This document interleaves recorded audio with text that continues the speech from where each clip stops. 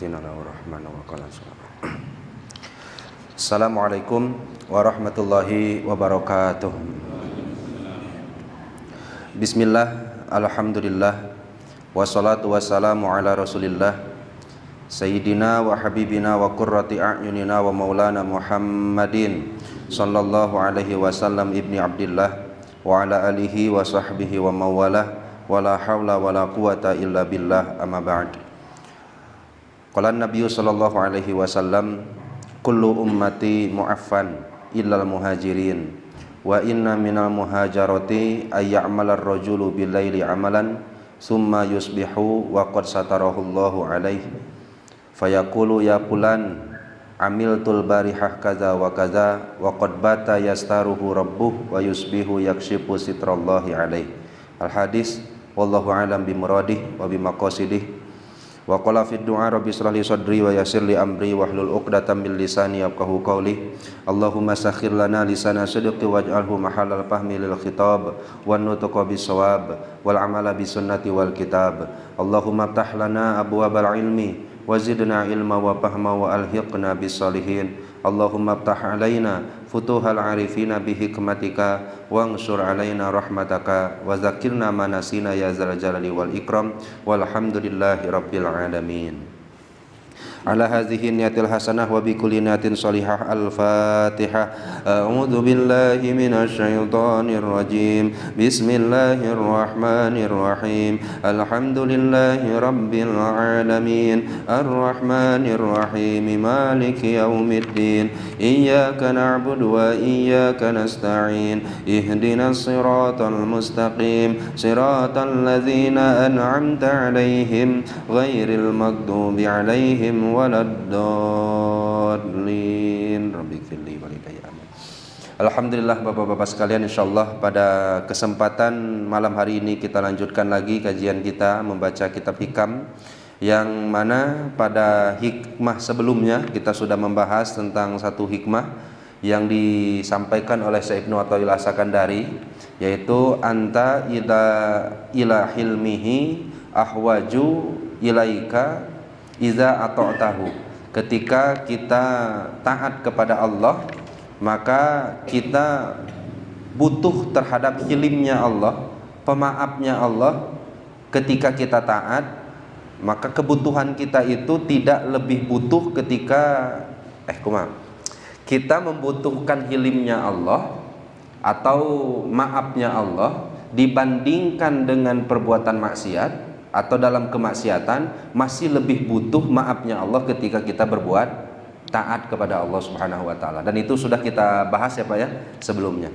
Dan insyaallah pada kesempatan ini kita akan bacakan salah satu hikmah, yang mana hikmah ini berkaitan tentang hakikat kita sebagai manusia yang senantiasa bermaksiat kepada Allah Subhanahu wa taala, yang mungkin tidak bisa kita pungkiri, nafikan bahwa setiap manusia itu terlahir pasti mempunyai dosa, pasti pernah melakukan kemaksiatan, sehingga mereka butuh dengan sifat satarnya Allah, atau sifat Allah menutupi aib-aib dari hambanya. Nah, dalam kebutuhan seorang mukminin kepada sifat satarnya Allah, nah nanti insyaallah akan dibagi-bagi oleh Syekh Ibnu Athaillah As-Sakandari. Yang pertama kata beliau, as-sitru ala kismaini. Allah yang maha menutup aib, penutupnya itu terbagi menjadi dua bagian. Sitrun anil maksiati, menutup dari kemaksiatan, wasitrun fiha, dan menutup pada kemaksiatan. Jadi ada menutup dari kemaksiatan, ada menutup pada kemaksiatan. Maksudnya pada kemaksiatan kayak gimana, insyaallah nanti kita akan sarahkan banyak. Fal amah, maka orang awam, orang umum biasanya, yatlubuna minallahi sitra fiha, mereka akan meminta kepada Allah as-sitra, penutup, fiha, dalam perbuatan maksiat. Ingin kemaksiatannya itu ditutup oleh Allah, khosyata suquti martabatihim indal khalqi, karena sababiyah takut gugurnya, jatuhnya martabat mereka di hadapan makhluk. Wa ammal khosoh wal khosotu, adapun orang-orang yang khusus, orang-orang yang dekat dengan Allah. Yatlubuna minallahi sitra anha, mereka yang adalah mereka yang senantiasa meminta penutup dihindarkan dari maksiat. Kenapa mereka meminta sitir atau penutup dari maksiat? Khosyata suqutihim, karena mereka takut gugurnya min nadril malikil haqqi, pangkat mereka, derajat martabat mereka dari pandangan Allah Subhanahu wa taala. Nah, ini insyaallah coba kita akan bacakan sarahannya, tapi sekilas sudah terbayang ya Pak ya? Sudah tergambar ya insyaallah ya Pak ya. Jadi ketika seseorang berbuat maksiat, maka ada salah satu sifat Allah, yang mana sifat Allah ini diberlakukan kepada seluruh hambanya, bahwa Allah menutup aibnya, menutup kesalahannya, menutup dosa-dosanya. Bahkan ketika ada orang-orang yang berbuat maksiat, Allah tutup, bukan hanya di golongan manusia, malaikat pun nggak tahu orang yang bermaksiat itu. Beda dengan keadaannya ketika hamba Allah berbuat taat. Maka Allah Subhanahu wa taala akan mengumumkan kepada malaikatnya, bahkan menyeru para malaikatnya, mengatakan, aku cinta kepada Fulan bin Fulan karena dia telah beramal soleh, karena dia telah berbuat taat, dan lain-lainnya. Itu sikap Allah ketika hambanya berbuat taat, berbeda dengan ketika hambanya berbuat kemaksiatan. Jangankan kepada manusia yang ada di sekitar kita, malaikat aja nggak tahu kita ini berbuat maksiat. Artinya yang hanya mencatat amal baik dan buruk saja yang tahu. Nah, sehingga itulah salah satu sifat sitru atau satarnya Allah Subhanahu wa taala. Minasabiti annallaha ta'ala satirun yuhibbus satra. Dan kita sudah maklum bahwa Allah Maha penutup aib-aib hambanya, dan Allah suka menutup aib-aib hambanya. Wa qad sabata fi mattafaqa alaihi al-fuqaha. Ulama sudah sepakat annal muslim, ketika seorang muslim berbuat maksiat, maka yang perlu kita lakukan adalah menutup aib kita ini. Walaupun aib kita ini tastaujibul hadda, pada hakikatnya secara fikih wajib untuk dihad. Kan ada hukuman had ketika seseorang berbuat maksiat, Pak. Salah satu contohnya adalah syurbul khamri. Orang yang meminum khamr itu jangan nanti di akhirat, di dunia sudah wajib dihad, dihukum. Apa hukumannya? Itu arba'ina jaldah, 40 cambukan. Bahkan bisa ditambah sampai 80 kali cambukan. Orang yang berzina kebagi dua. Ada zina itu muhson, ada zina itu ghair muhson. Zina ghair muhson artinya zina yang dilakukan oleh dua orang yang statusnya tidak menjadi pasangan dari manusia yang lainnya. Artinya belum menikah. Walaupun pernah menikah, kemudian punten bercerai, kemudian berzina, maka hitungannya masih ghair muhson. Jadi bukan muhson. Jadi intinya nikah zina ghair muhson adalah nikah zina yang dilakukan pada saat seseorang tidak dalam hubungan akad pernikahan dengan siapapun. Nah, ini apa dosanya? Nah, ini jangan kita tunggu di akhirat, dalam fikih saja sudah ada hadnya. Apa hadnya? Bagi yang ghair muhson wajib dicambuk 100 kali. 100 kali dicambuk. Setelah dicambuk 100 kali beres belum? Harus ditakzir, harus diasingkan juga, ditagrib, diasingkan selama 1 tahun. Andaikan dia orang Purwakarta umpamanya, atau orang Cianjur, maka diasingkan ke Tasik. Nah, itu perempuannya kemana? Perempuannya ke Tasik, nah nanti laki-lakinya ke Purwakarta. Ulah dihijikan di Tasik dua-duanya. Artinya yang satu ya di Purwakarta, yang satu di Tasiknya. Itu diasingkan dengan jarak bisa menjamak dan mengkosor, Pak. Itu selama 1 tahun, Pak. Nah, itu namanya had. Gimana kalau zina ini terjadi bagi orang yang sifatnya sudah muhson? Muhson itu zina yang dilakukan oleh seseorang yang dalam akad pernikahan. Nah, maka ini wajib untuk dirajam. Rajam itu kayak gimana? Rajam itu diambil orang yang melakukan zina tersebut, kemudian disimpan di tengah lapang, dibenamkan setengah badan, kemudian dipanggil seluruh masyarakat yang ada. Tapi sebelum menghadiri tempat tersebut, mekel batu sewang-sewangan, ngambil batu sendiri-sendiri. Tapi batunya badag ting ulah karena cepat matinya, kecil ting ulah karena nggak mati-mati. Artinya sedang.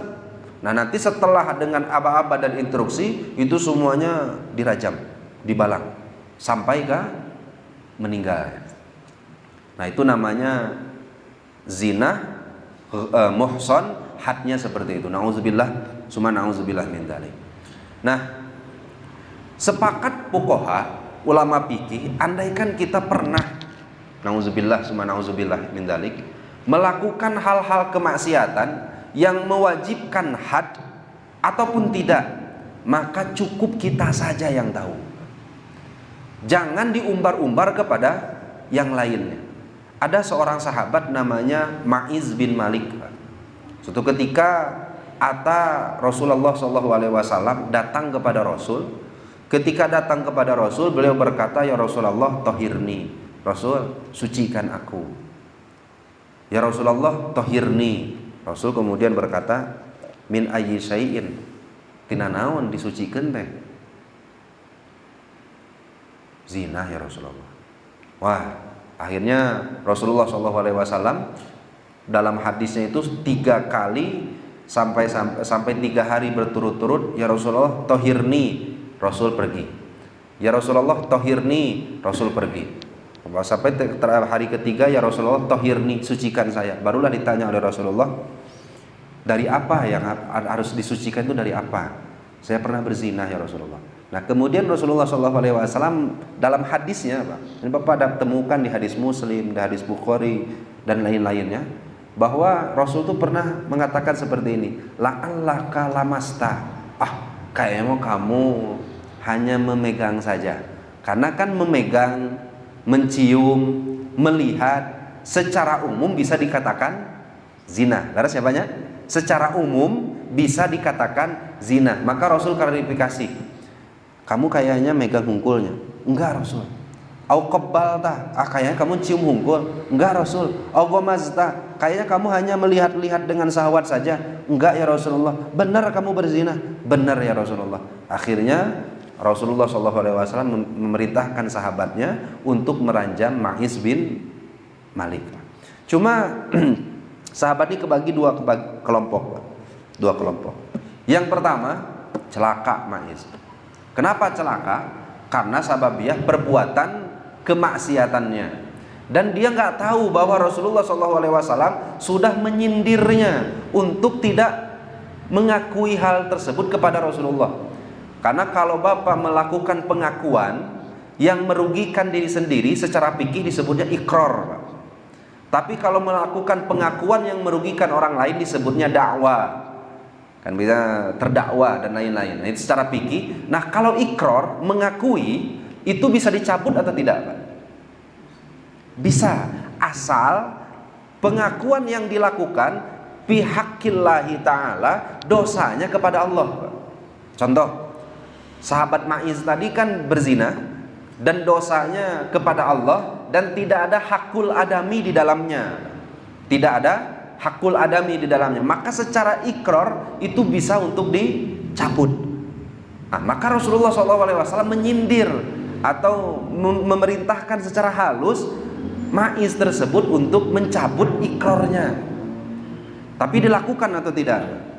Tidak. Akhirnya kata sahabat, Ma'iz ngerti Rasul itu sudah menyindir agar ikrarnya dicabut. Kalaka hantem bae hayang dirajam. Tapi sahabat yang satu lagi mengatakan, enggak, itu sikap baiknya Ma'iz. Dia lebih baik dihukum di dunia daripada dihukum di akhirat. Kira-kira kalau Bapak hidup zaman itu, Bapak pihak mana? Mendukung yang dilakukan Ma'iz, atau Bapak menyayangkan yang dilakukan Ma'iz? Karena dari kata-kata Rasulullah ada kata-kata yang memerintahkan Ma'iz untuk mencabut ikrarnya. Nah, maka Perdebatan ini selalu terjadi siang dan malam, hampir beberapa hari. Akhirnya Rasul diturunkan wahyu, maka didatangilah sahabat-sahabat yang berselisih ini, sampai-sampai Rasulullah SAW menyebutkan gak perlu lagi ada perdebatan sebada ini. Fa innahu qad taba taubatan nasuha, karena taubatnya adalah taubat yang sempurna, taubatnya taubat yang nasuha. Lau kusima ala qaumin lawasiat, andaikan taubatnya ini dibagikan untuk satu kaum yang berbuat maksiat, maka cukup memasukkannya ke dalam surga. Andaikan taubatnya Maiz tadi dibagikan untuk satu desa tani mulia yang berbuat maksiat, cukup yang masukkan ke dalam surga. Sebada mendengar hadis ini, dukung mana?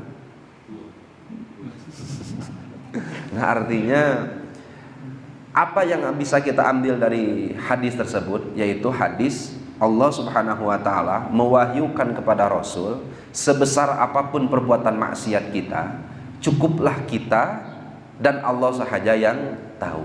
Bahkan Rasulullah SAW pun pernah menyampaikan, kullu ummati mu'afan, seluruh dosa-dosa umatku itu pasti diampunkan oleh Allah, illal muhajirin, kecuali muhajir. Ketika ditanya oleh para sahabat, ya Rasulullah, siapa yang kau maksud dengan muhajir itu ya Rasulullah? Wa inna minal muhajarah, orang yang disebut muhajirin adalah orang yang ketika malam harinya dia berbuat dosa, kemudian summa yusbihu, datanglah waktu subuh, wa qad satarahullahu alaihi, dosa yang malam di waktu subuh orang-orang tahu tidak? Tidak tahu. Tetapi payakulu ya fulan faqad amiltul barihah kaza wa kaza, tapi ketika pagi hari telah tiba, dia panggil teman-temannya, tahu nggak malam saya sudah berbuat anu,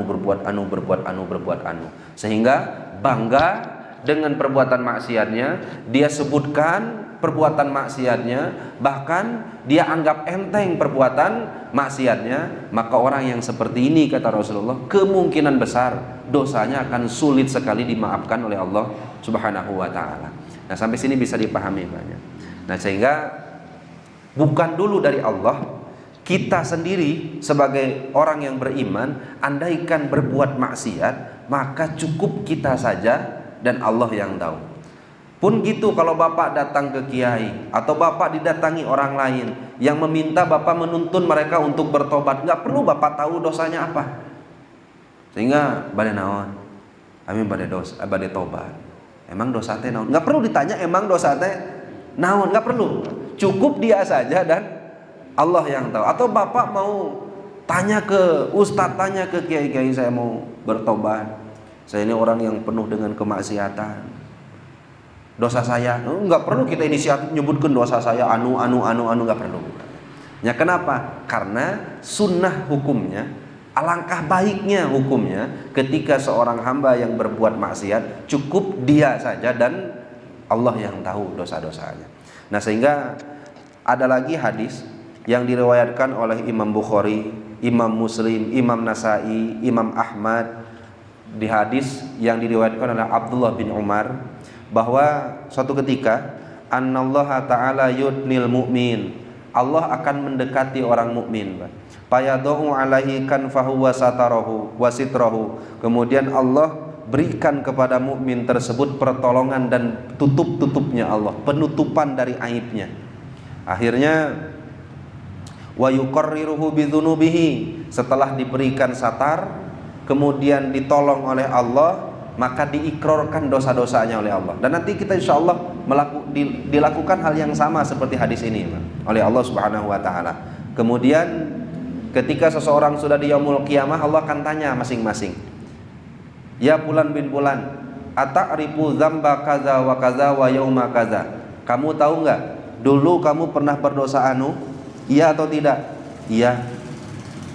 Hari anu, iya atau tidak? Iya.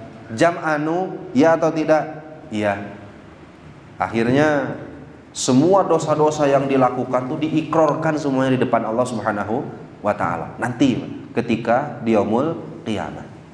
Nah, kemudian si hamba tadi saking semua dosa-dosanya sudah terbuka, ittidoh di hadapan Allah, terboleker itu sudah terungkap rahasia-rahasianya di depan Allah Subhanahu wa taala, wa ra'a fi nafsihi annahu qad halaka, sampai-sampai punya keyakinan celaka ieu mah atas.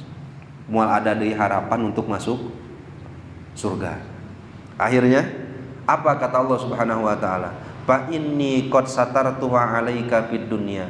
Dulu dosa-dosamu ini aku tutupi di dunia. Wa ana aghfiruha lakal yauma, maka hari ini seluruh dosa-dosamu aku ampunkan semuanya. Sumayu'ti kitabahu hasanatihi biyamini. Nah, yuk buku anjeun silahkan periksa. Ternyata ketika diperiksa bukunya diberikan melalui tangan kanannya. Nah, itulah sifat satarnya Allah Subhanahu wa taala. Di akhirat Allah satar, di dunia pun Allah satar. Nah, kira-kira butuh tidak Pak kita di dunia sekarang ini sifat satarnya Allah? Butuh sekali.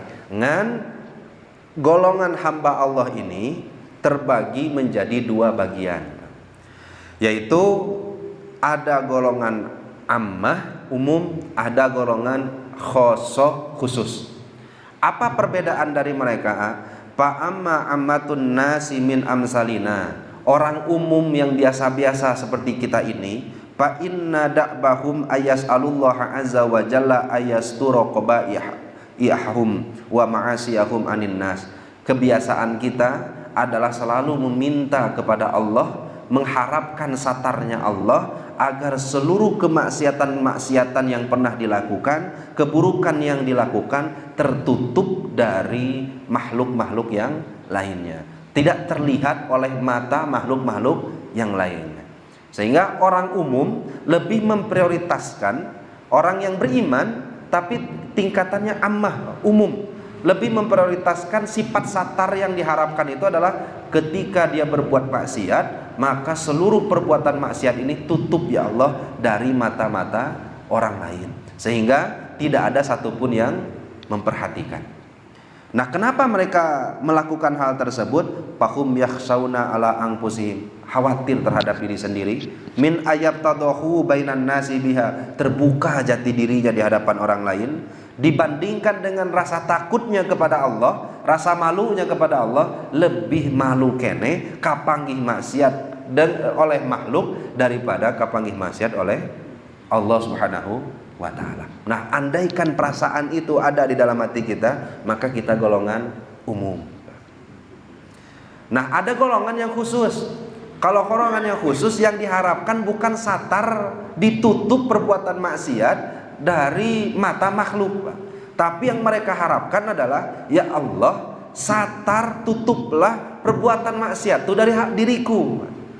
Jadi jangan sama sekali diriku ini berbuat maksiat, bukan karena sababiah takut dihina oleh makhluk, takut diketahui jati diri oleh makhluk, tapi aku malu berbuat maksiat kepadamu, takut aku turun derajat dan martabat di hadapanmu. Nah, kalau andaikan perasaan kita di dalam hati seperti itu, maka golongan yang ini disebut golongan yang khusus. Nah, sehingga satar Allah Subhanahu wa ta'ala ternyata beda orang, beda yang diharapkan. Kalau orang umum lebih memilih satar agar ditutupi dari pandangan manusia, tapi kalau golongan khusus lebih memilih ya Allah, jangan maksiatkan saya. Dan kita pun harus meminta hal itu, Pak. Karena permintaan kita itu kepada Allah Subhanahu wa ta'ala, kalau dihindarkan kemaksiatan ya tentu sulitnya luar biasa. Karena setiap detik yang kita lalui selagi masih terjaga punya potensi untuk perbuatan maksiat. Setiap detik yang terlalui oleh kita asal masih terjaga, nggak hilang akalnya sababiah tidur, pingsan dan lain-lainnya, itu masih berpotensi untuk berbuat maksiat. Nah, sehingga saya itu sering kisan berdoa kepada Allah, andaikan suatu saat saya diberikan kesempatan untuk maksiat, maka ya Allah modalnya sing teu aya. Andaikan punya modal untuk bisa bermaksiat, maka ya Allah kesempatannya sing teu aya. Nah, sehingga bukan kita meminta dihindarkan dari kemaksiatannya, karena itu susahnya minta ampun, tapi meminta kepada Allah, tempatkan saya di satu kondisi keadaan yang benar-benar kita tuh nggak bisa bermaksiat.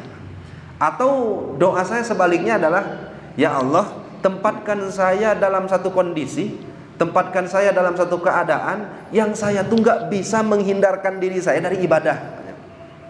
Artinya saya meminta kepada Allah, dan kita semuanya harus meminta kepada Allah, kondisikan kita dalam keadaan yang memang terpaksa untuk beribadah. Nah, sehingga yang kita harapkan dari Allah bukan ditutup aib dari manusia saja, tetapi pangkalnya, kemaksiatannya kita harapkan kepada Allah. Semoga Allah menempatkan kita di kondisi, di posisi yang benar-benar kita tidak bisa bermaksiat kepada Allah Subhanahu wa ta'ala. Nah, sehingga itu mungkin Pak poin kesimpulan dari apa yang disampaikan oleh Syekh Ibnu Athaillah As-Sakandari pada hikmah yang ini. Sebenarnya ada 3 iskal yang disampaikan oleh Syekh Ramadan Al-Buti dalam kitabnya, dari 3 permasalahan yang muncul sababiyah dari kita memahami apa yang disampaikan tadi. Tapi insya Allah lah itu di lain kesempatan kita akan bahas, karena memang sangat panjang sekali. Karena kita juga sebelum apa yang saya sampaikan sebelumnya, yang kita renungi sebelumnya kan itu butuh juga waktu untuk dicernanya. Sehingga kalau ditambah lagi bebannya dengan 3 kemuskilan ini, nah rasa-rasanya nanti bisa oyak deh apa yang telah dipahami tadi. Tapi sebelum kita tutup, mangga Pak, apabila ada tambahan dari sepuh-sepuh yang lain atau pertanyaan, mangga Pak.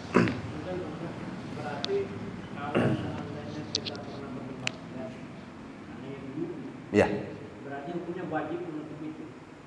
Ya. Nah, jadi andaikan dulu kita berbuat maksiat pernah, maka nggak perlu, wajibkan saja bagi diri kita untuk tidak membongkar hal itu kepada orang lain. Artinya membongkar kemaksiatan ini, Pak, ada penilaian fikihnya sendiri.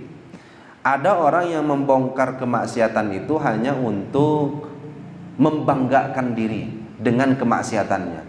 Ada orang yang mengatakan kemaksiatan dan dosa-dosanya sababiyah istighfafan anha, karena menganggap enteng apa yang telah dilakukannya. Andaikan kita masuk golongan ini, maka satar Allah yang nanti di akhirat nggak akan kebagian. Jadi hadis yang tadi, Pak, ku Allah ditanya, kamu pernah berbuat dosa anu benar atau tidak? Benar. Jam segini benar, hari ini benar. Nah, ini berlaku hanya bagi orang-orang yang tidak menganggap enteng dosa, bagi orang-orang yang tidak istikbaron ala awamirillah, tidak bangga dengan perbuatan dosanya. Nah, andaikan ketika kita menyampaikan dosa kepada orang lain hanya untuk ala sabilil ibrah, agar orang lain tidak melakukan hal yang sama seperti yang pernah kita lakukan. Nah, ini keluar dari kategori yang disebutkan tadi. Jadi sebenarnya ketika kita membicarakan dosa itu, kadang-kadang perasaan bangganya sok ada nyempil, Pak. Nah, itu powernya, Pak. Awalnya ini hampura ya, sana sombong ya, saya mah baheula sabotol mah tuh kurang, menus 2 botol karak. Nah, iya mah hampura ya, lain rek sombong. Tapi kesombongan itu susah sekali untuk tidak nyempil ikut di dalam hati. Nah, agar bisa menjaga itu, sudah wajibkan saja apapun perbuatan maksiat yang pernah kita lakukan, tutupi saja. Cukup kita minta kepada Allah, taubat kepada Allah Subhanahu wa taala. Bahkan dosa-dosa yang mewajibkan had saja seluruh ulama sepakat untuk ditutupi, kecuali, nah ini kecuali Pak, dosa-dosa yang berkaitan dengan hakul adami. Nah, kalau dosa-dosanya hakul adami, kita kan harus minta ridho, kita kan harus minta halal. Maka disyaratkan juga oleh ulama, andaikan kita mengikrar dosa kita kepada orang yang kita zolimi, dan itu tidak menambah lagi permusuhan, tidak lagi menambah fitnah dan lain-lainnya, maka sampaikan. Kan itu kewajiban dalam bertobat. Tapi kalau andaikan dosa kita ini, andaikan disampaikan kepada orang itu, bukannya tambah baik malah tambah timbul lagi fitnahnya. Maka kata Imam Abu Hamid Al-Ghazali dalam kitabnya Minhajul Abidin, cukup dosa itu kamu saja yang tahu. Nah, sehingga ada kalanya dosa itu ya kita sebutkan, terutama ketika dosa itu hakul adami. Ada kala dosa itu sudah cukup kita saja yang tahu. Bisa dipahami. Cekap panginten Bapak. Dengan kondisi kita pada saat ini, dengan begitu mudahnya orang berbuat dosa, kadang-kadang ya kita mudah sekali melakukan dosa. Ketika kita mencari jodoh misalnya, mencari jodoh, kita kan ingin tahu yang benar-benar, misalnya bibit-bibit bobot ya seperti itu. Ingin tahu bahwa dia tidak pernah ini, tidak pernah itu. Perlu nggak kita korek-korek terus? Misalnya kita pernah mendengar sekali tinggal dia pernah melakukan A, B, C, D, atau kan kita tutup aja, atau kita korek-korek karena kita ingin mendapatkan yang terbaik lagi. Jadi kalau masalah bab jodoh ini masuk ke fikih berarti ya Pak ya. Kalau kita nyari pasangan, ya memang banyak cara seseorang mengetahui bagaimana pasangan yang hendak dinikahi. Salah satunya adalah, jadi jangan tanya orang ya, cukup pangzur qorinahu, cukup lihat siapa yang menjadi sahabat dan temannya, di mana dia bergaul, siapa sahabatnya, siapa temannya. Nah, kemudian dengan hal tersebut kita sudah bisa tahu sekali bahwa orang tersebut ini sikapnya seperti apa, sifatnya seperti apa. Karena nggak akan mungkin orang yang ahli maksiat bisa merasa nyaman berkumpul dengan orang yang ahli ibadah. Mungkin atau tidak? Nggak mungkin. Karena keimanan itu sendiri yang akan menolaknya. Asa gersang BHT. Jadi orang maksiat pun sama. Orang yang ahli maksiat senangnya berkumpul dengan siapa? Ya ahli maksiat lagi. Orang ahli ibadah senangnya ngumpul dengan siapa? Ya ahli ibadah lagi. Ini menjadi masalah saya teh jeung ahli ibadah resep jeung ahli maksiat.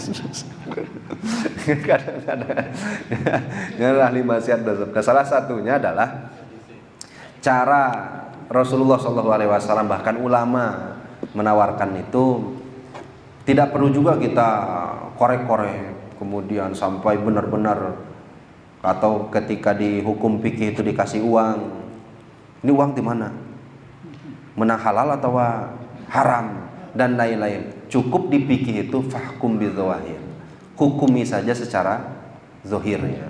Zahirnya oh ini resep ngaji, oh dohirnya ini resep ke masjid, zohirnya ini berkumpul dengan orang-orang soleh. Dah itu saja ranah kita. Adapun batinnya, hakoikil umurnya, hakikatnya, nah itu maserahkan saja kepada Allah Subhanahu Wa Taala. Gitu panginten Pak. Jadi nggak perlu kita korek-korek, karena nanti kalau Bapak mengkorek-korek sampai ke dalam, insya Allah Bapak nggak makan-makan. Apalagi masalah rezeki. Andaikan Bapak nanti mengkorek terus, mau makan di pinggir jalan, kemudian ada pecel lele dan lain-lain, itu ketika mau makan daging ayam, mang iya, ayam meser di mana, Bang? Pasar, nyembelih sendiri atau disembelih ke rumah tuh? Atau pas nyembelihnya maca bismillah atau wahtuus panjang banyak baca. Akhirnya nggak makan-makannya, cukup pahkum bil zawahir. Andaikan dihidangkan oleh orang muslim, ya sudah husnudon saja itu disembelih dengan membaca bismillah. Bisa dipahami. Nah, kan gitu. Ada lagi baca kapanya. Aduh, pilkadanya. Usaha itu gimana? Banyak sekarang itu liburan di Urban juga. Ada yang kontrak dibuka, ada yang terus dianggap kebaikannya. Ini dengan mas sekarang ini rasanya kok sejalan, tapi kok kita harus untuk ini.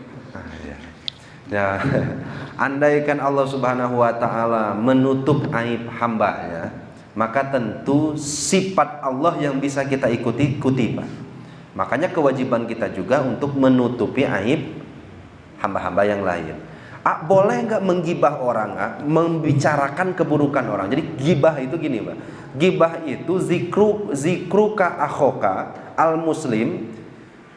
Kamu membicarakan saudaramu yang muslim dengan sesuatu yang andaikan pembicaraan ini dibawa di depannya dia sakit hati. Bisa dipahami Pak ya? Andaikan Bapak berbicara tentang pemimpin, kemudian diobrolkan keburukan dan lain-lainnya, dibawalah di depannya, kira-kira sakit hati atau tidak? Enggak ada memang bukti nah gitu.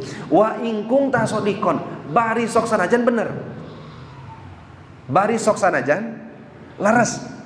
Akhirnya kita pernah ngobrol kan, teh tang mie goreng patut gitu banget nanya, memang mah mandi gitu dek saya tanya, tara mandi, awak bau dan lain-lain.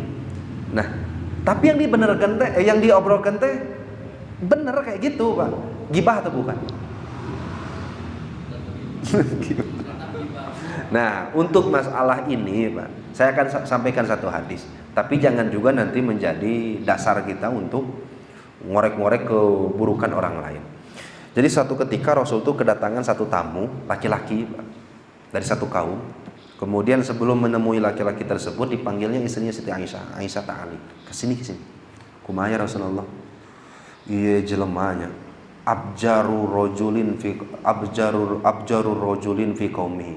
Ini manusia paling licik. Manusia paling bahaya di kaumnya. Kalau ada tukang maksiat, nah si eta maraja. Kata Rasulullah SAW. Pertanyaannya, gibah bukan? Nyebutkan gibah nggak berani. Tuhan Rasul. Akhirnya Rasulullah menghadapi laki-laki tersebut. Ketika berbicara dengan laki-laki tersebut, Rasul tunggu. Mangga. Artinya di belakang lain, di depan lain. ITA yang bermuka dua, sanes. Apa maksud Rasul berbicara di belakang tadi? Mengingatkan Siti Aisyah, mengingatkan sahabat-sahabat yang lain bahwa keburukan ini jangan sampai menimpa kepada mereka. Adanya gini Bang, Bapak punya teman, Bapak tahu ini teman teh lamun ngutang tara mayar. Akhirnya teman Bapak ini minjam uang lah ke Pak Gun. Pak Gun ini hampura ya. Saya tama ulah diberekeun injem uangna. Da tara mayar. Da ka saya ge masih kena aya utang. Kira-kira lamun obrolan ini dibawa ke depannya sakit hati enggak kira-kira? Sakit hati. Pertanyaannya obrolan ini gibah atau bukan? Bukan. Kenapa? Karena tujuannya mengingatkan. Bisa dipahami atau tidak? Nah, jadi andaikan kita membicarakan pemimpin, kemudian ya tujuannya untuk mengingatkan, nah ini gak jadi masalah. Cuma yang jadi masalah itu sekarang adalah ketika kita membicarakan keburukan seseorang, benar atau tidak keburukan itu? Bisa saja hoax, bisa saja nggak benar. Kemudian kita ikut serta untuk menyebarkan hal yang sama kepada grup yang lain, di-sharekan ke grup-grup yang lain. Nah itu rasa-rasanya, ini salah satu dawuh Habib Umar bin Hafid itu, andaikan orang fitnah melalui lisan dibandingkan dengan fitnah melalui tulisan, maka dosa yang akan dihasilkan lebih banyak yang dari tulisan. Kenapa? Karena dari tulisan itu siapapun bisa membaca dan memandangnya, sehingga dosa itu akan terus jariah. Kecuali Bapak yakin, dah orang lagi memang kieu, iya mah silakan untuk mengingatkan yang lain agar tidak memilih dia. Tapi kalau Bapak hanya zon saja, benar Pak orangnya gitu dan teh, dah duka cek tetangga abi tadi. Ayah tetangga Bapak cek mana? Cek medsos, nah YouTube ya gitu. Cilaka aduh. Namun sudah seperti itu keadaan ya. Stop. Artinya ada kalanya membicarakan keburukan itu untuk mengingatkan, tapi ingat Pak, keburukan yang memang sudah faktual, apa seperti yang Rasulullah SAW tadi lakukan. Tetapi masalahnya di zaman sekarang, buruk baiknya seseorang itu nggak bisa kita pastikan karena banyaknya berita yang simpang siur di mana-mana, cek A halus, cek B goreng. Nah, makanya kata Rasulullah di akhir zaman itu keselamatan itu cuma ada 10. 9-nya diam, 1-nya banyak diam di rumah. Cuma gitu aja Pak. Di akhir zaman itu 9-nya diam, 1-nya sing banyak dia di rumah. Ngan di rumah ki HP-an kene. Ini celaka. Nah, sehingga ya mudah-mudahan kita sing terhindar namanya dari dosa-dosa jariah yang seperti ini. Nah, panginten sakit anu kapihatur banyak. Boleh, Pak, mangga. Waalaikumsalam warahmatullahi wabarakatuh. Ada dua yang umum dan khusus. Pertanyaan saya ingin update bagaimana supaya kita bisa menjadi khusus di samping dari doa supaya tidak terhindar dari perbuatan maksiat. Kan selama ini kita berdoa untuk ditutupi maksiat kita. Laras. Tapi kita ingin kita tidak melakukan maksiat itu, artinya terhindar dari di samping dari doa yang sudah Ustaz sampaikan bahwa ada kesempatan tidak ada modal tidak ada kesempatan. Ya, kalau sampai ke tingkatan khosoh ini 2 jalurnya, Pak. 1 jalurnya itu majdub, ditarik oleh Allah. Kalau ini wallahu yahdi may yasha. Artinya Allah berkehendak memberikan hidayah itu kepada siapapun, tetapi sesuai dengan yang dikehendaki oleh Allah Subhanahu wa taala. Artinya untuk ranah khosoh ini ada sebahagian hamba itu ujuk-ujuk punya perasaan seperti itu. Dan kita nggak bisa banyak. Kita nggak bisa ujuk-ujuk punya perasaan seperti yang digambarkan oleh Syekh Ramadan Al-Buti tadi. Artinya ketika kita tanyakan dalam hati sendiri, maksiat itu lebih wirang, lebih malu ketahuan makhluk atau ketahuan Allah. Pasti berat kita masih di makhluk, Bang. Nggak bisa dinafikan. Karena kita memang belum di level khosoh ini. Nah, gimana caranya step by stepnya untuk bisa sampai ke level khosoh ini? Maka ulama itu, ini biar gampang saja, Pak, bikin yang namanya torikoh. Torikoh itu jalan yang harus ditempuh oleh seseorang untuk mengupgrade batiniahnya. Yang tadinya sholat hese khusu bisa jadi khusu. Nah, itu orang-orang torikoh mempelajari itu. Dimulai dari apa? Dimulai dari tobat. Baris tobat nanti di-upgrade lagi dengan ikhlas, di-upgrade lagi dengan sabar, di-upgrade lagi dan lain-lainnya. Ya, perjalanannya sangat panjang sekali gitu.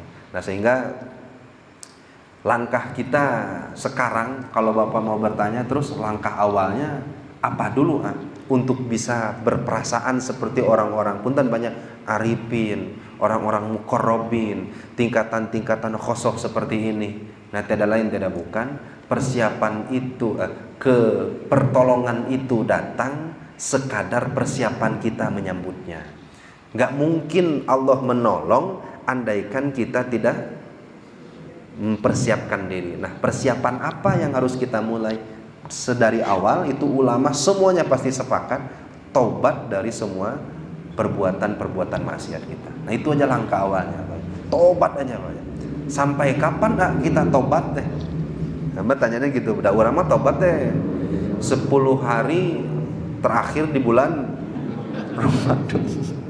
Syawal beres setara tobat deh. Urang mah Ramadan be tobat deh. Tobat dilakukan tiap hari. Sampai-sampai Rasul tuh nyebut, saya sehari semalam tuh beristighfar 100 kali. 100 kali berarti kan ya istighfarnya Rasul tuh satu saja sudah menggetarkan aras, Pak. Istighfarnya Rasulullah. Kita mah kan boro-boro aras, Pak. Hati yang mengucapkan saja gak bergetar, Pak. Ini istighfarnya Rasul itu yang menggetarkan aras, dibaca sehari semalam 100 kali kan kecipta. Sampai kapan ini Rasul seperti itu? Sampai kamu meninggalnya. Nah, sehingga tobat kita tiap hari terus tobat. Nah, insya Allah andaikan kita sudah bersiap-siap, Allah akan berikan pertolongan di tengah jalan. Gitu Pak Intan. Cekap Pak Intan banyak. Kami cekap mudah-mudahan sing aya manfaatnya. khususnya untuk diri saya sendiri, umumnya bagi kita semuanya. Wal afu minkum. Wassalamualaikum warahmatullahi wabarakatuh.